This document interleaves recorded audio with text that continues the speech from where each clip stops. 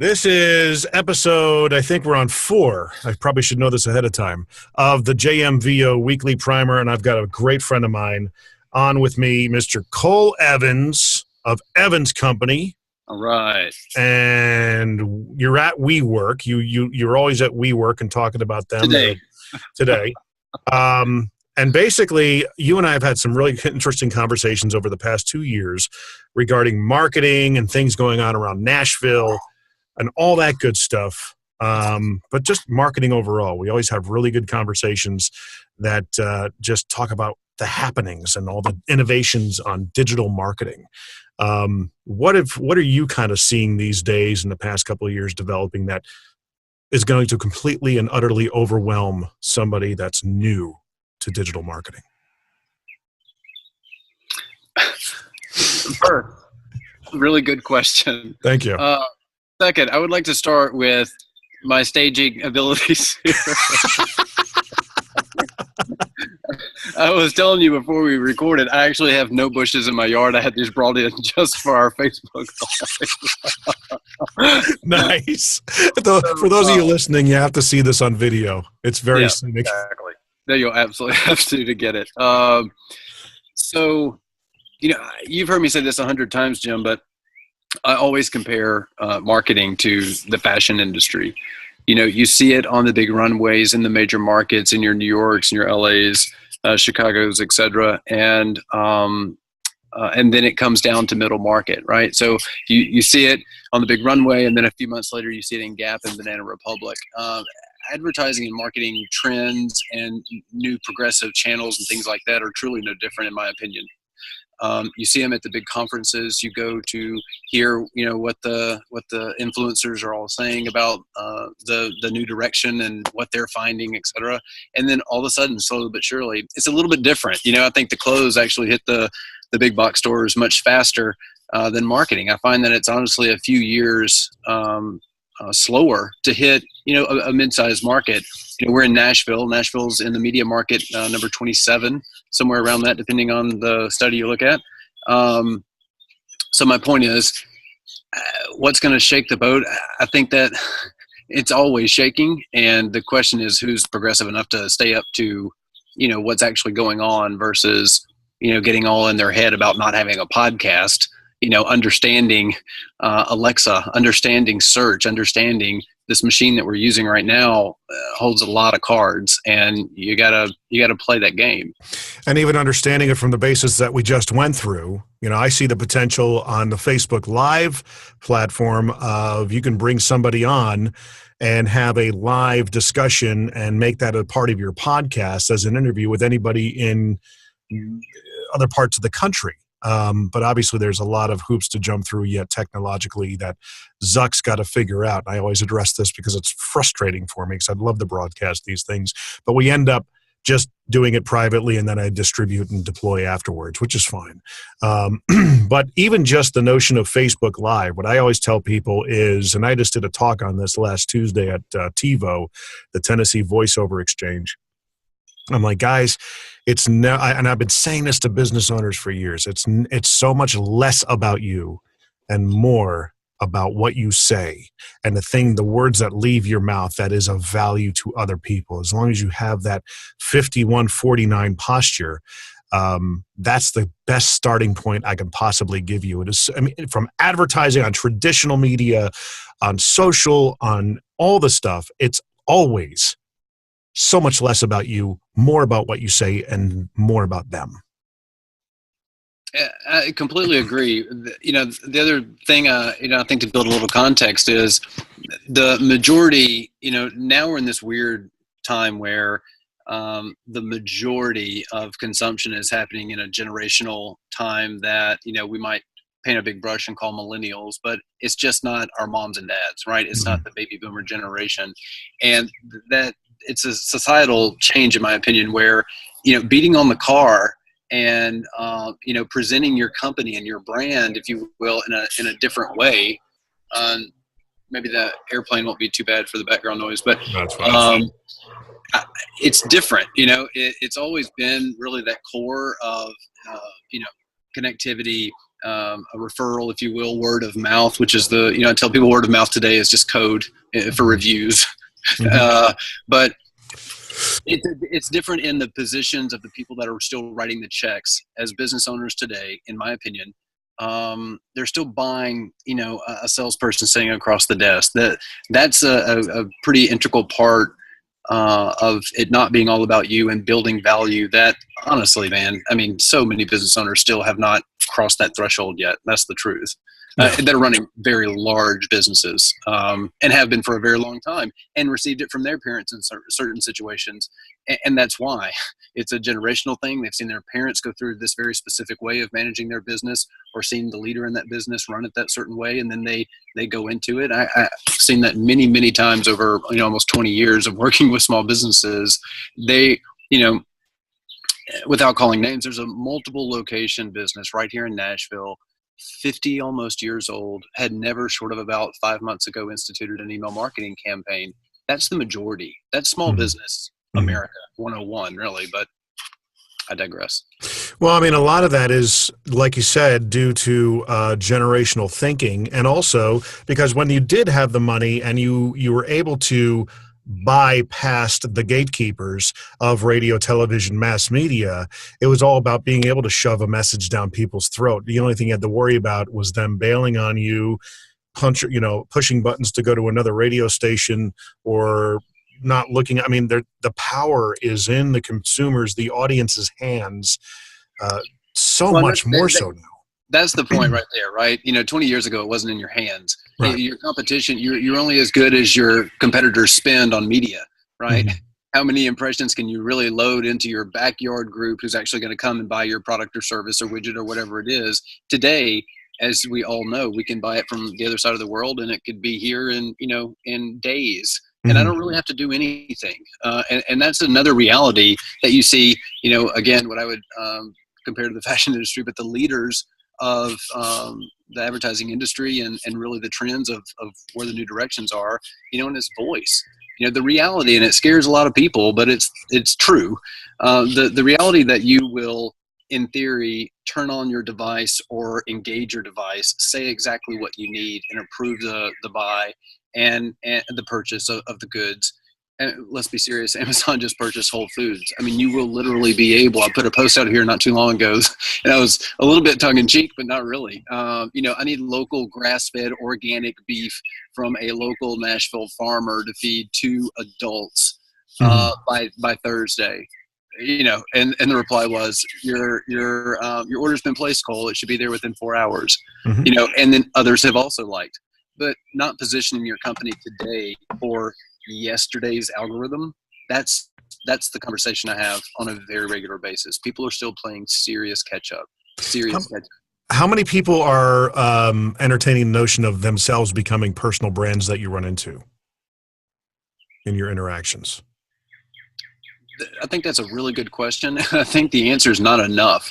Yeah. Because a lot of people they truly don't understand that they have the power. We're right now we're about 7 channels into a 10-channel set that we're creating called the Music City Influencer Network. And these are people that are in different, a mommy blog, an animal blog, commercial real estate, et cetera. And we're filling in different channels, if you will, with Instagram brands over 10,000 followers.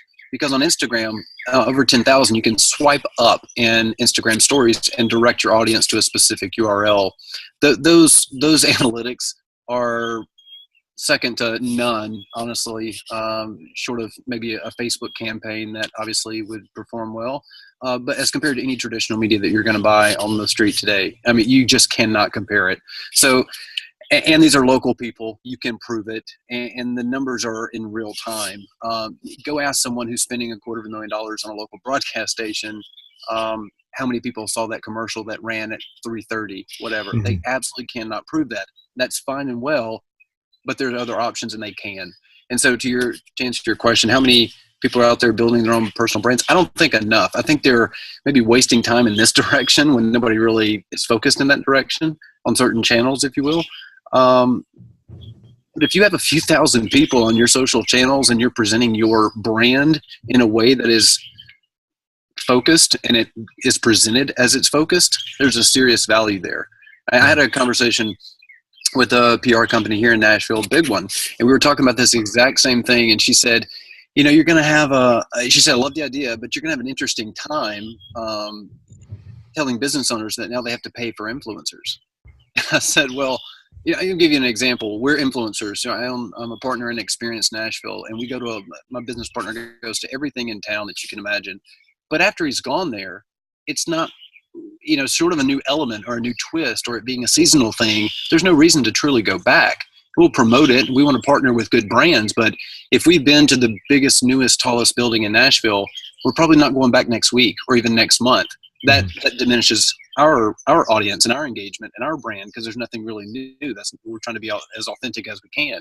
My point is, there is a value why you called me on day one anyway.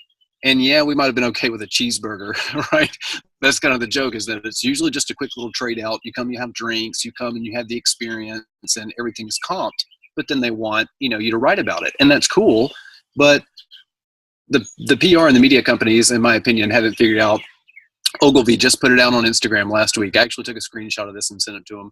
But they put out an infographic about how to run a successful influencer campaign. And the nuts and bolts were basic. Set up your goals. What are you actually working toward? Set up the markers, actually have them deliver on that. And I'm on a soapbox, but my point is not enough people. And it's funny because I get in front of people on a regular basis. Not for everybody, and that's okay. I get in front of people on a regular basis, people in sales positions especially, whether it's the car business, the trucking business, influencer business, and there's so many different businesses out there that they themselves are the brands because they're making the relationships on a hand-to-hand combat basis, going to networking groups and things of that nature, in-person networking and things like that. And I'm like, why don't you just do this? Start with Instagram. Well, what's Instagram? Are you kidding me?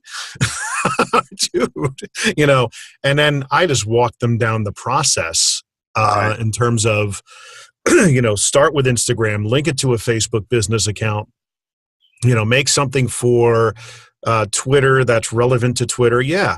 It's free. I mean, everything is right here that you need to deploy an advertising campaign or a marketing campaign or just a relational campaign to build those types of things with people.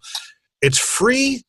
It just takes work, strategy, and value. I mean, it really does and there are people who wrap their heads around it and people who don't. And it blows my mind each and every time.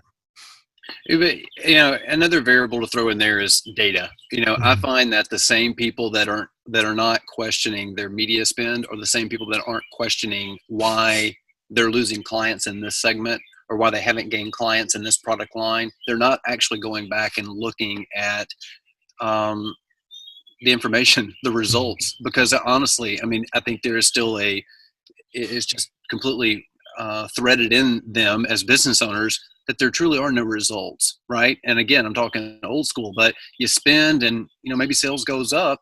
And that's very, very true. I've said that as far as a dumbing down version of advertising for a long time. If you consistently put money on something and tell people, the right people, a good message, your sales will go up. That's the truth. It truly is a numbers game.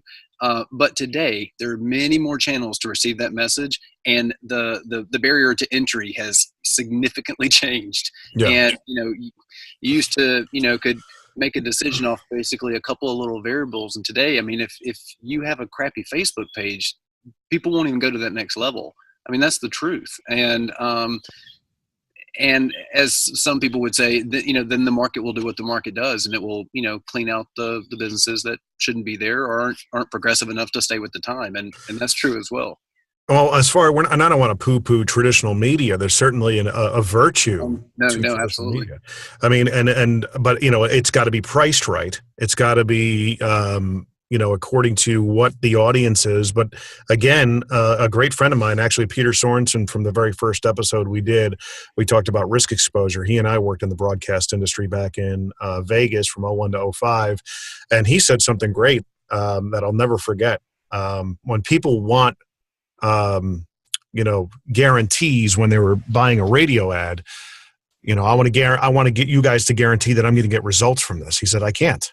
We cannot guarantee that. What I can guarantee is that your ads will run and you will be billed for them. Those are the two things that I can guarantee. That's about it. You know, That is very true. You know, and then, you know, you get to where I'm a huge fan of Roy Williams and the Wizard of Ads. He's even right of where it comes down to, what are you saying? Are you talking all about you? Are you providing value? Or are you telling a story? Are you making it relevant? You know, he even deployed some interesting campaigns I listened to in a podcast recently where he bought only 5-second ads, but ran them every hour. And every day ran 12 different ads, and they just run them over and over again. But would tell the story in those 5 seconds. He ran it, you know, he says, I would start on one station, then we'd build up the business and bring that same idea to another station and then increase the exposure exponentially. But he's a traditionalist in traditional media. You know, I've said to prospects before, I said, can you imagine bringing in a salesperson, an employee of sorts, and say that you're going to make a commitment to hire this employee, but before we really, move forward, I really want to make sure, and within 6 months, are you gonna be making me my return back within 10 months? And so if that doesn't happen, I'm going to fire you, right? And the outbound message, there's a value that, and I think a very hopefully larger group of business owners get this today than, say 20 years ago, but there is a value in someone out telling your story, whether it is the person that cleans your building or whether it is the person that cuts your audio spots or whether it is your advertising itself as the actual channels. There are values to every single time the brand comes out of your mouth. It's an impression that is impressed upon. The business owner or the marketing leader not valuing said impressions, that's a whole different conversation. But, you're exactly right. The advertising doesn't mean that your person's not going to, kill the sale as soon as they answer the phone because they've had a bad day or because you're providing a horrible culture. There's so many other factors that go into, the big picture. But in today, specifically, is very fast segmented world, most people don't like to hear that element at all. It truly is about what's your package, and if that doesn't just really hit my spot today as a business owner, where you know what, you said $9.99 versus $1,000, so today I'm gonna buy your fire sale. I mean, if it doesn't really fall into that with, again, certain businesses, but the engine of the economy is not the businesses that have the big billboards on the side of the highway, necessarily, that are next to their big corporate offices. We're in Nashville, so a lot of healthcare, a lot of nonprofits are here. The engine of the economy is small business owners, right? 5 to 7 employees, if that, less than $1 million a year, in gross revenue. This is the majority of what keeps the engine running. And so there's a cloud sometimes that comes over marketers when it comes to, taking the big ideas, the runway ideas, if you will, and shoving them into, a local landscaper who at the end of the day just needs to take some really good pictures of before and afters and get some good testimonials and these videos. He doesn't have to go break the bank on, maybe old school ways of spending those dollars. And that's so very true. It's as simple as that, of just taking, pictures truly do say 1,000 words. And I've worked with a few guys that they get so used to working on Facebook, and I'm like, well, if you only did that, you started over here on Instagram, you deployed 25 to 30 hashtags per post, and that's easy enough to just put those hashtags and populate them in a notes app on your phone, copy and paste them over, put them in a comment section or in the post itself, and then deploy that picture over to Facebook and then share it to your personal page so it gets all that exposure. Oh, and by the way, you figure out your local community pages that are on Facebook and start deploying those pictures there. Before you know it, you're creating word of mouth. You're starting to become, as long as you're able to fulfill and do a great job, because people will talk about you if you don't. Okay, and that's the other. The other correlation there that I like to draw on a regular basis is if you weren't the face or the messenger 10 years ago with your brand through the channels that were offered then, more than likely that's not going to work for you today. And so, just because you own the business doesn't mean that you're the one that should be doing all of the doing. Some people actually have the character, the tenacity, if you will. They have that practitioner that you hear a lot of people talk about to keep posting on a daily basis and to really stay at it. And some people don't. and that's okay too. That's why we have marketers. Mhm. But you know, it's easy to write the check, right? If you've got it, you can write it, you can make the transaction. That's easy when it comes to marketing. Today, it's much more difficult. It's not about the check. And the truth is that check in some situations has been cut in half, if not a third. You know, you can do much more today with $1,000 than you could 15 years ago. And that's a teachable moment for many business owners still today in 2018. For Well, those even that when they're barely writing the check, that money being dwindling down, and as we've seen in the broadcast industry, certainly as I've seen, because I was always on the creative production programming side of things. You and I met when we were both worked at South Central, and you were on the sales side, and there was always, I never understood. I wasn't. I'll admit at that point in my life, I was not empathetic towards salespeople. But in that building, they had a very good relationship. But now that I've been selling and learning about selling myself for the past several years, I'm absolutely empathetic. And it's the creative sales process has got to be symbiotic. In that sense, when you actually go out and buy a traditional ad, you have to keep in mind that even though the rates have come down, so have people's salaries. Okay. And the talent pool isn't there to provide the creative for what you need for your business. And that's basically what happened to me. I just had to get out. I mean, I had to make a living for my family, but now I take my services to many other people with the skill sets that I have. But that's another thing you need to weather, that as a business owner, if you're going to write a check to deploy across traditional mass media, you better have the creative to back it up, That's right. because you got to capture that attention. You got to tell that story.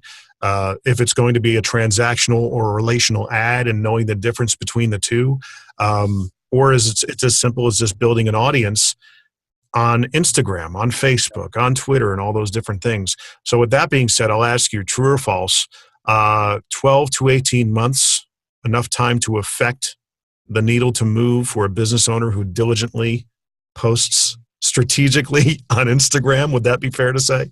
I would say that answer is absolutely no. I Yeah. think the answer is probably 6 to 10 months.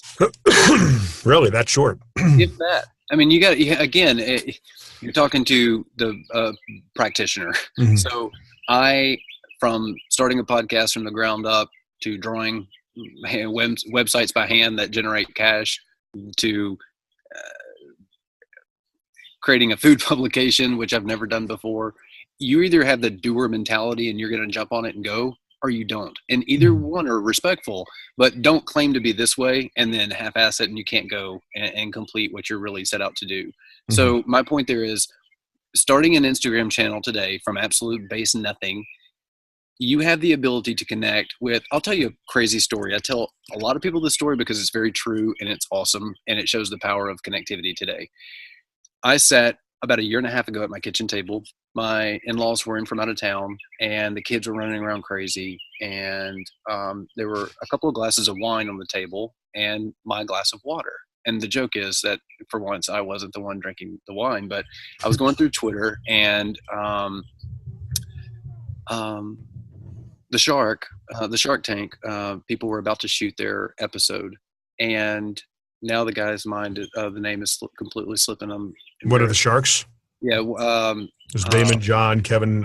Kevin Harrington was the first ones. Mark Cuban, Robert Herjavec, and Mr. Wonderful. No, you're missing the one I can't think of. Damon John. No, you already said him, I think. Oh wow. Barbara Corcoran. No, the guy that always wears the Western shirts, big Silicon Valley guy. He's like a guest. Saka? Yep, Chris Saka. Okay. So he posts on Twitter, send me a picture of what you're drinking. And so I literally hold the phone down to the table. I take a picture, nothing special about it. I send it, enjoying time, staying hydrated or something like that. 2 days later, I get a direct message from this guy I'd never heard of. Hey, what's your address? We want to send you some swag. And I was like, okay. Well, okay. Will you take a P.O. box? I'm going to try this once. Yeah. So I was sitting there, and a couple days later, I get a hat in the mail, trucker hat with lowercase capital on it with a note.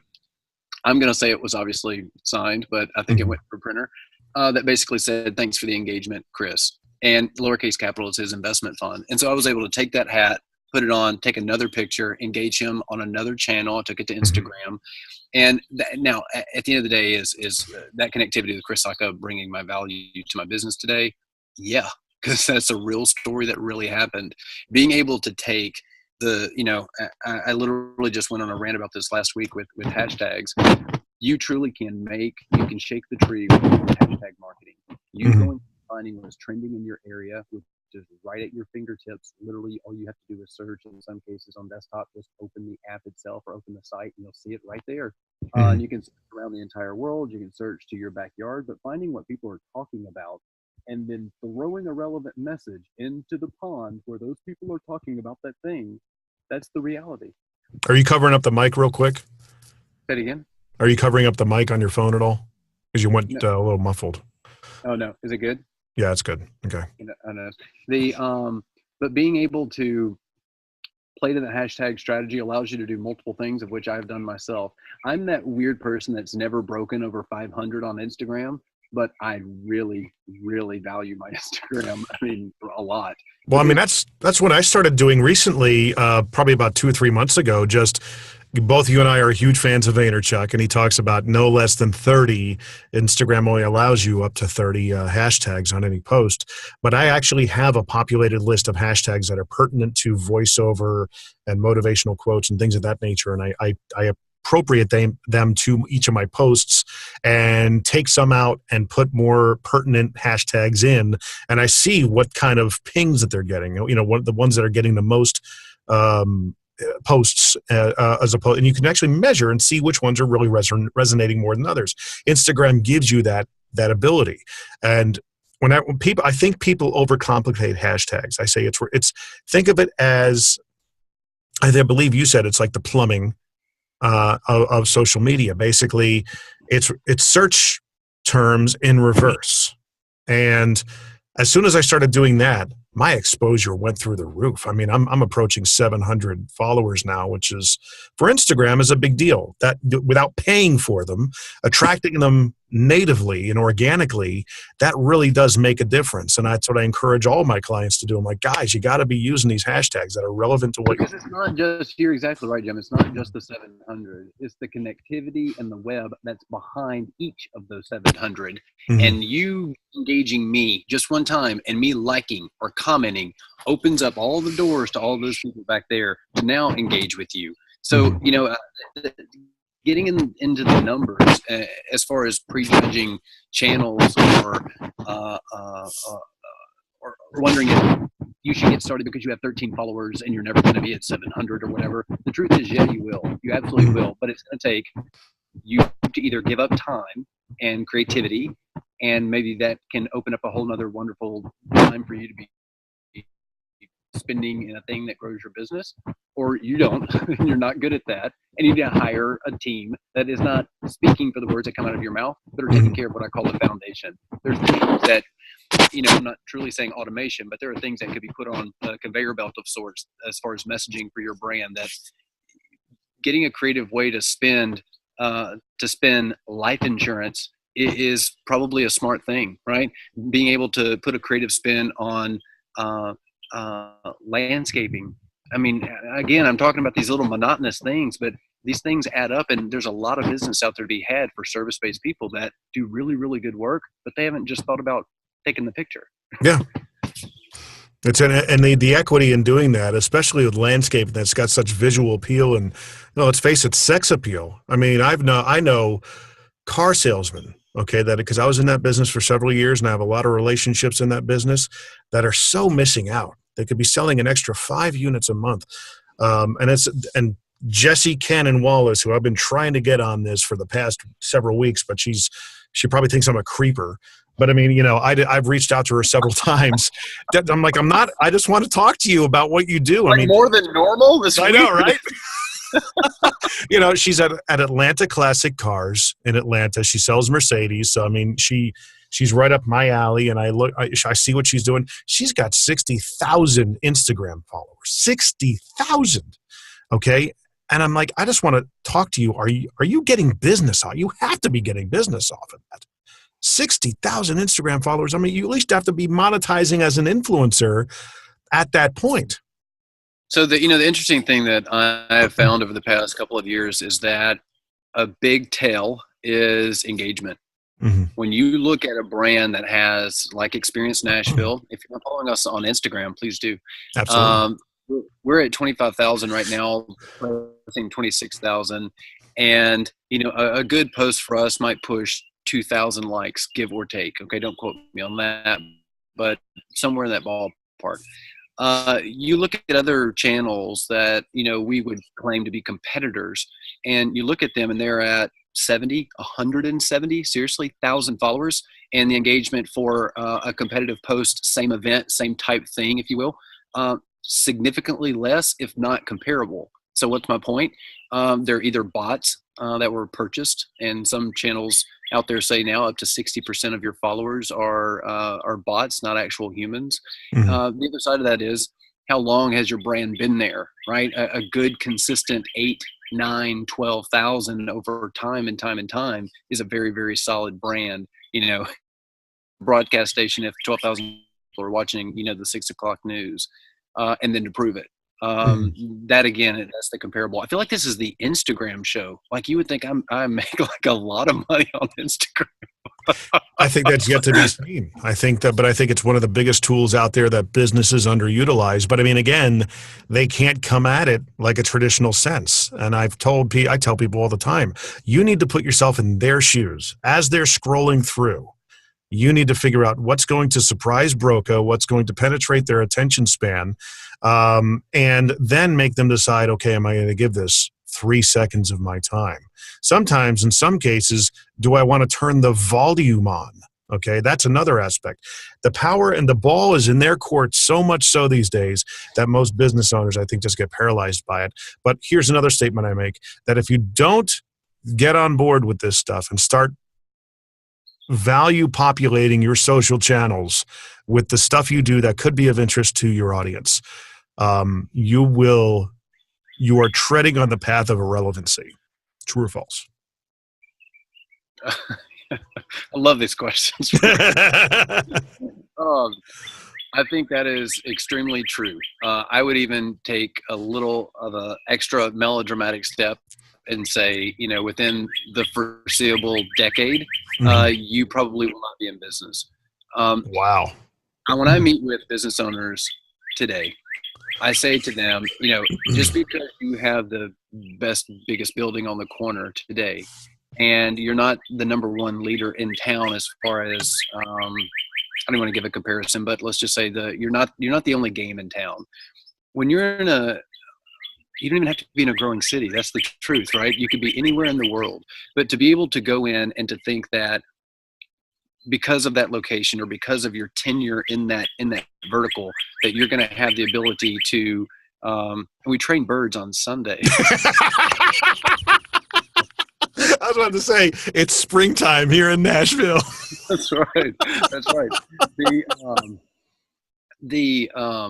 But you can completely start from scratch and build to a level enough to be perceived to be a competitive brand to outside consumers that have no clue about that other competitive brand. Mm-hmm. You can absolutely do that.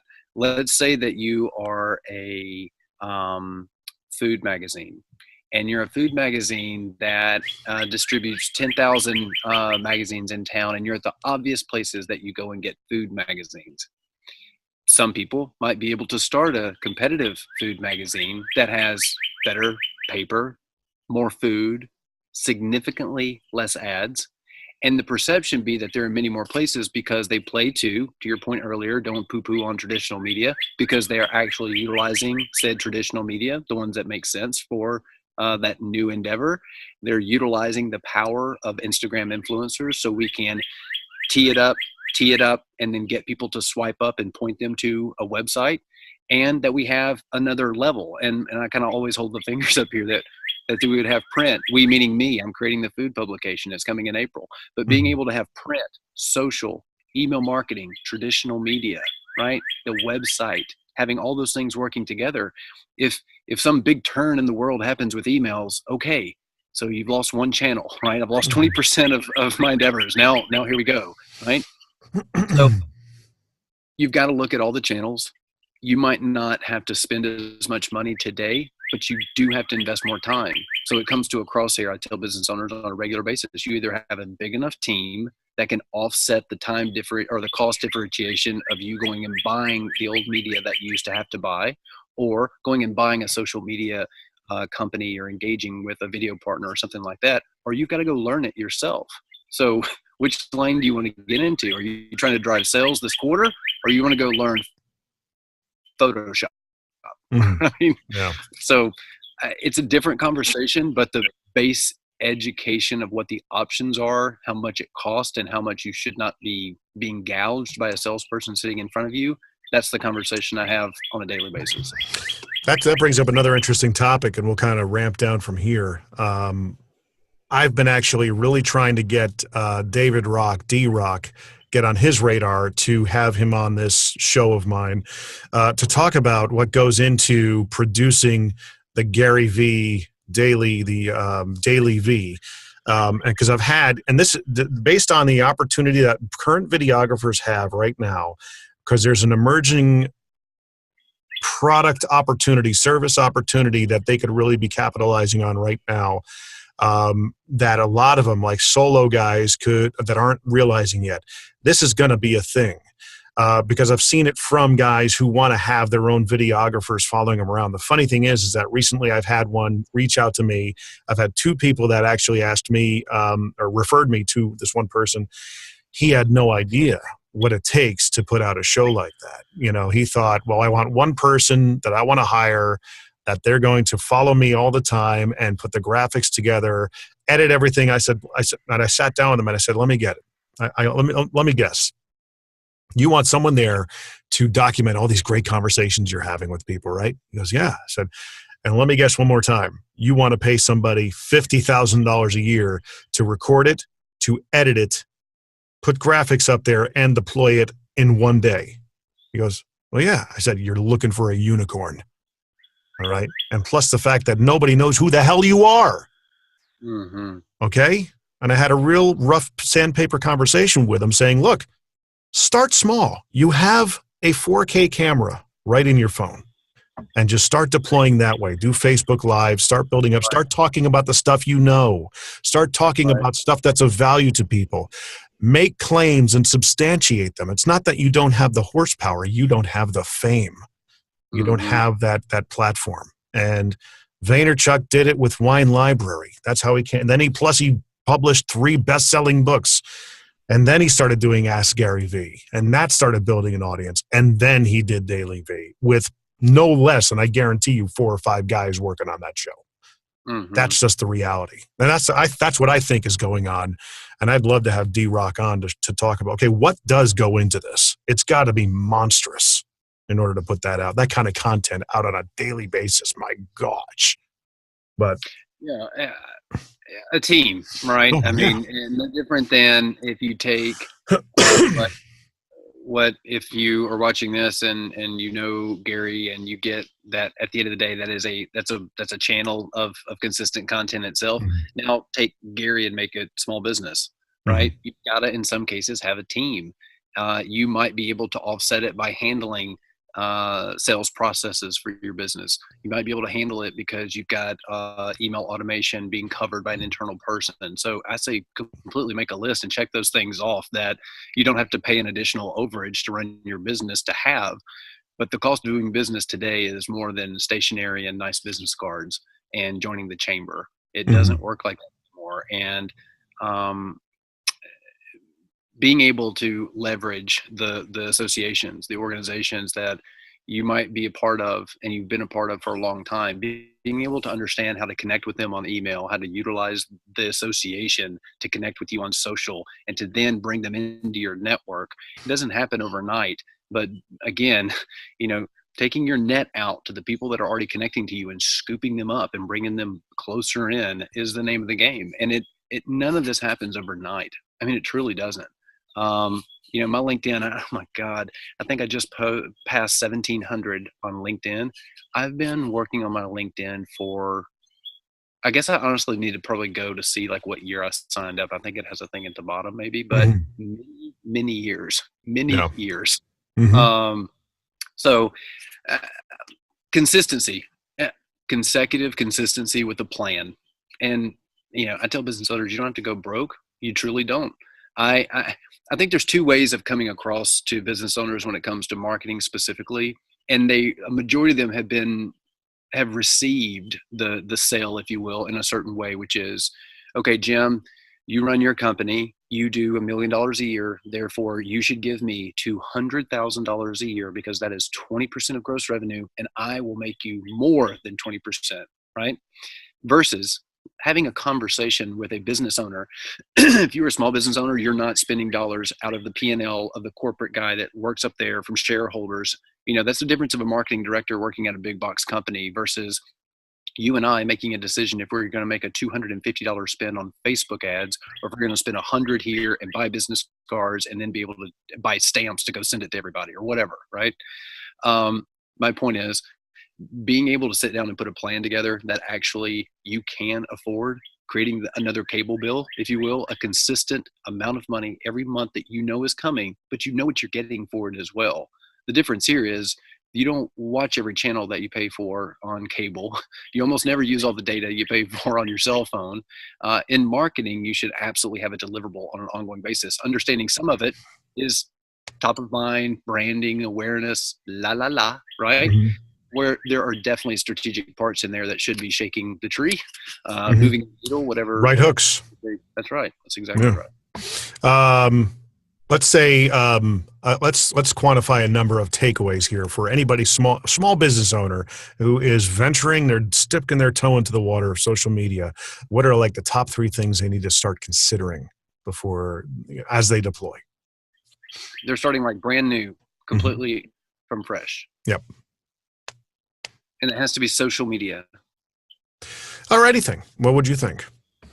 The 3 things I would say would be, and I think in this order, is to make sure that your website is exactly what you want to recreate from what I would call a coffee meeting.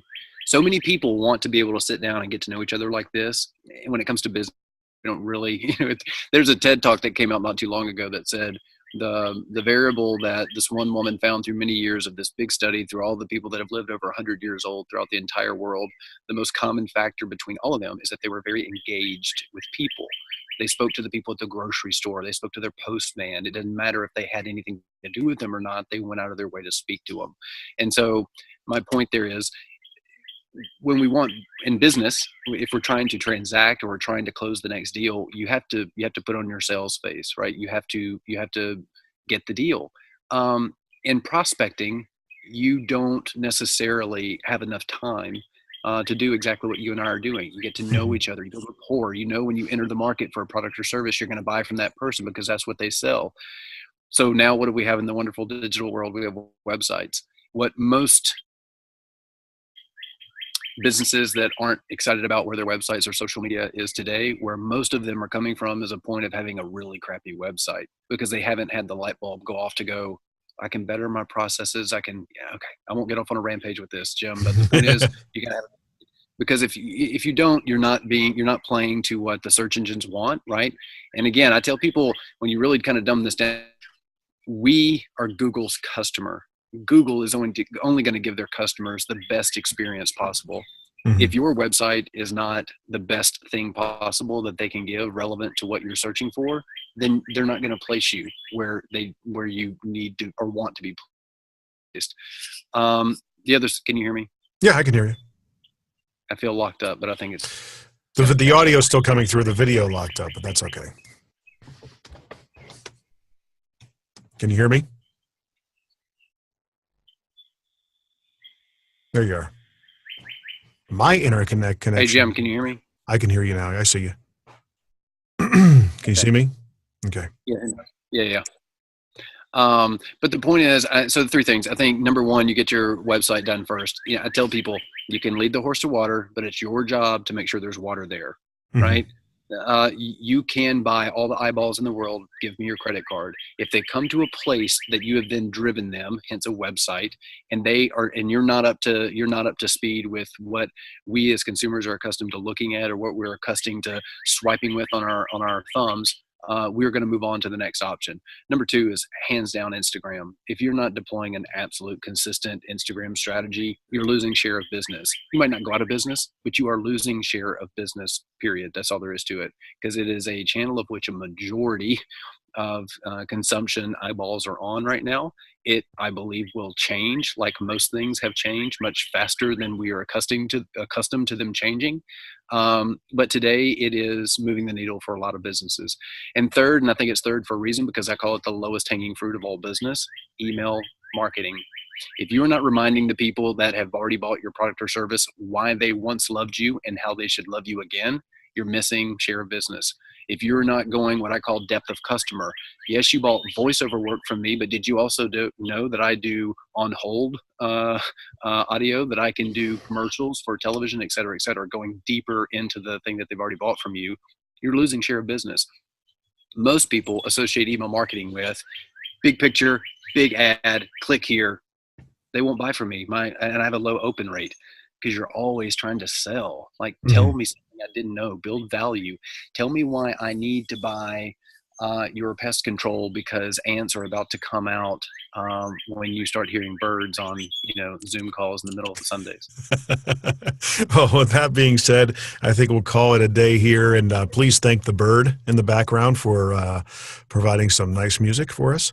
And where people could find you, obviously, definitely on Instagram, of course, LinkedIn. Funny thing about LinkedIn, I was going to say before, if you're getting engagement on LinkedIn, like people commenting and liking the stuff you do, you're doing something right, because that is hard. It is really difficult to get engagement on LinkedIn, because I think they see LinkedIn more as a, well, that's the business Facebook. Well, no, it's... Yeah, they kind of look at it like this. Yeah. You're just, how many times have I, accepted a request from somebody and they automatically come at me with a right hook? Hey, do you want to buy from me? No. Right. We've selected your business. Yeah. Awesome. How much do I pay? Let me get my checkbook. You and others. Yeah. So, Cole Evans, where can people find you, man? What's your preferable? What do you want to build off of this? So I definitely think LinkedIn would be a great starting point. I am a little bit of a cobbler shoe scenario, because I don't even have a website for my own marketing company, but follow us on Instagram with Experience Nashville. That's a 10-year-old brand literally this year. We just picked up the Zagat Foodie Award over the holidays, us and 2 other brands here in Nashville. And all that means is we're one of the top 100 brands in the U.S. that post food on Instagram in the city of Nashville, and we got recognized for it. We have a new food publication called Fork and Spoon coming out in April. So definitely stay tuned for that. But follow me on LinkedIn, and you'll see everything that I've got going on, and can stalk me accordingly. Right on, man. Well, I thank you for joining me today. It's always a pleasure to talk with you, and we got to do lunch more often and collaborate one of these days. And I appreciate it. Thanks. And people listening, definitely seek out Cole on Instagram, Facebook, and LinkedIn, all the different socials, as well as me. Please like, rate, and subscribe to the podcast. Yeah, download Brand Forward, right? Yeah, Brand Forward. Brand Forward on iTunes. We've got a new and noteworthy. We got new and noteworthy after 6 episodes on iTunes. That means we're in the top, a few hundred in the world, which was awesome. We've got Rich Redmond coming up. We just finished with David Bohan, part 1, part 2. He's the chairman of Bohan, the leading small agency of the Southeast. So definitely download. We're extremely pumped about that. I can't believe that flew my mind. The damn birds. And you have one of the worst voice guys on that podcast ever. So, yeah, exactly. No, it's really bad. It's bad. It's really bad. I've got to find one. I'll Google. Googled some guy other than Jim McCarthy. Thanks, Cole. And you have a great rest of your Sunday, and we'll talk to you soon. Thanks for listening, everyone. Please like, rate, and subscribe the podcast, and we'll talk to you next week. Thanks, man.